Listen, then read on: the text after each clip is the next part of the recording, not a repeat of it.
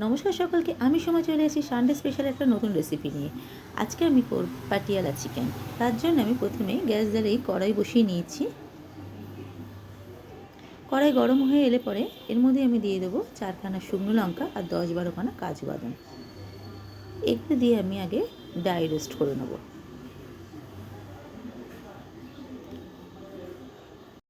শুকনো লঙ্কা আর কাজু বাদামটা ভালো করে আমি ড্রাই রোস্ট করে নিয়েছি কড়াইতে।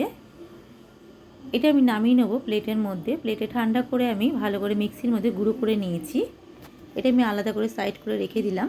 আর এখানে আমি 1 কেজি মুরগির মাংস নিয়েছি। মুরগির মাংসটা আমি আগে নুন জলে ভিজিয়ে রেখেছিলাম 10 মিনিট, তারপরে ভালো করে ধুয়ে জলটা একদম ছেঁকে নিয়েছি। এর মধ্যে আমি দিয়ে দেবো 150 গ্রাম টক দই ফেটানো,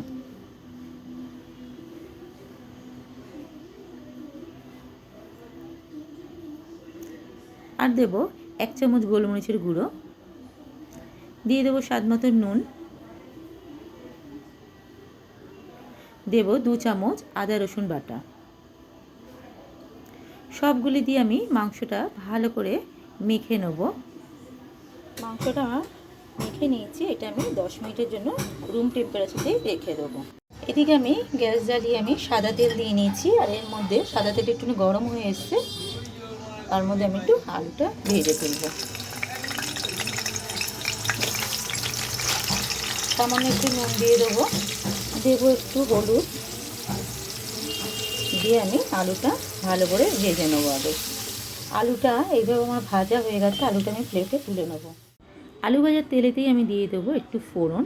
ফোড়নের জন্য আমি দেবো একটা তেজপাতা, দেবো একটু দারচিনি, আর দেবো 4খানা এলাচ থেতো করে, দিয়ে দেবো 1 চামচ সাজিরে। দিয়ে আমি 1 সেকেন্ডের মধ্যে একটু নাড়াচাড়া করে নেব। দিয়ে দেবো এখানে 2খানা বড় পেঁয়াজ কুচিয়ে রেখেছিলাম, পেঁয়াজ কুচানোটা দেবো। সামান্য একটু নুন দিয়ে পেঁয়াজটা একটুখানি হালকা ভেজে নেব। পেঁয়াজটা ভাজা হয়ে এসছে, পেঁয়াজটা বেশি ভাজবো না। এর মধ্যে আমি দিয়ে দেবো 1.5খানা টমেটো কুচি। টমেটো দিয়ে আবার একটুখানি নেড়ে নেবো। নরম হয়ে এসছে, এর মধ্যে দিয়ে দেবো আমি 2 চামচ আদা রসুন বাটা।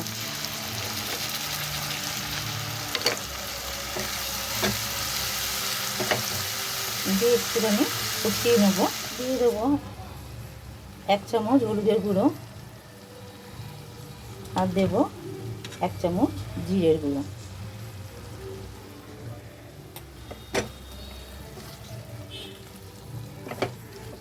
দিয়ে দেবো এখানে আমি কেশরি মেথি। কেশরি মেথি আমি এখানে 1 চামচ কেশরি মেথি জলে ভিজিয়ে রেখেছিলাম। ভিজানো কেশরি মেথিটা মশলাটার মধ্যে দিয়ে একটুখানি নাড়াচাড়া করে নেবো। কেশরি মেথিটা ভিজিয়ে রেখেছি কেন, শুকনো কেশরি মেথিটা তেলের মধ্যে দিলে পরে মাংসটা তিতো হয়ে যেত। কেশরি মেথিটা দিয়ে একটু ম্যারিনেট করা মাংসটা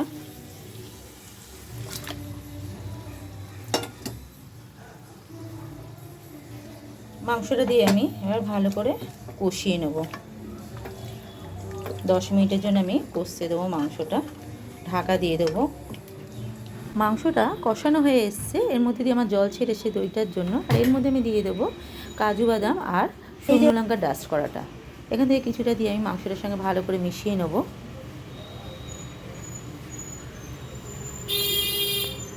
এর মধ্যেই দিয়ে দেবো আমি ভেজে রাখা আলুটা। আলুটা দিয়ে আমি একটুখানি কষিয়ে নেব ভালো করে। দিকটা আরেকটা ফ্রাই প্যান ওভেনে বসিয়ে দিয়েছি, এর মধ্যে দিয়ে দিয়েছি একটু সাদা তেল। এর মধ্যে দিয়ে ফোড়ন দিয়ে দেবো আমি একটা শুকনো লঙ্কা, দেবো সামান্য নুন, আর আমি এখানে কিছুটা পেঁয়াজ আর ক্যাপসিকাম আমি কিউব করে কেটে নিয়েছি। ক্যাপসিকাম আর পেঁয়াজটা আমি একটু হালকা করে ভেজে নেব। ক্যাপসিকাম আর পেঁয়াজটা এদিকে ভাজা হয়ে গেছে, আর ভাজবো না আমি। এটা গ্যাসটা আমি অফ করে দেবো। ভাজা ক্যাপসিকাম আর পেঁয়াজটা আমি দিয়ে দেবো মাংসটার মধ্যে ঢেলে দিলাম। ক্যাপসিকাম আর পেঁয়াজটা দিয়ে মাংসটার সঙ্গে ভালো করে মিশিয়ে নেব। এর মধ্যে দিয়ে দেবো স্বাদ মতন চিনি। চিনিটা দিয়ে ভালো করে মাংসটা মিশিয়ে নেব।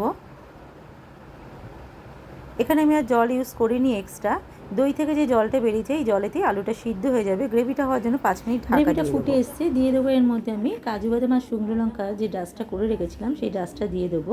এই রান্নাতে কাজু বাদাম আর শুকনো লঙ্কা ডাস্টটা দিতে হবে, আর ক্যাপসিকাম আর পেঁয়াজ যে ভাজাটা সেইটা দিতে হবে, নাহলে রান্নার স্বাদটা আসবে না। ভালো করে নাড়াচাড়া করে আমি গ্যাস অফ করে দেবো। রান্নাটা আমার রেডি হয়ে গেছে, পরিবেশনের জন্য আমি নামিয়ে নেবো। এবার একদম রেডি করে নিয়ে চলে এসেছি পাটিয়ালা চিকেন। এইভাবে আপনার রান্নাটা বাড়িতে বানিয়ে দেখতে পারেন। রান্নাটা আমার ভালো লাগলে পরে আমার চ্যানেলটাকে সাবস্ক্রাইব করে দেবেন, আর ফেসবুক প্রোফাইল থেকে দেখলে পরে পেজটাকে লাইক শেয়ার কমেন্ট করবেন। আর রান্নাটা অবশ্যই আপনারা লুচি, পরোটা এবং রাইসের সঙ্গে পরিবেশন করবেন।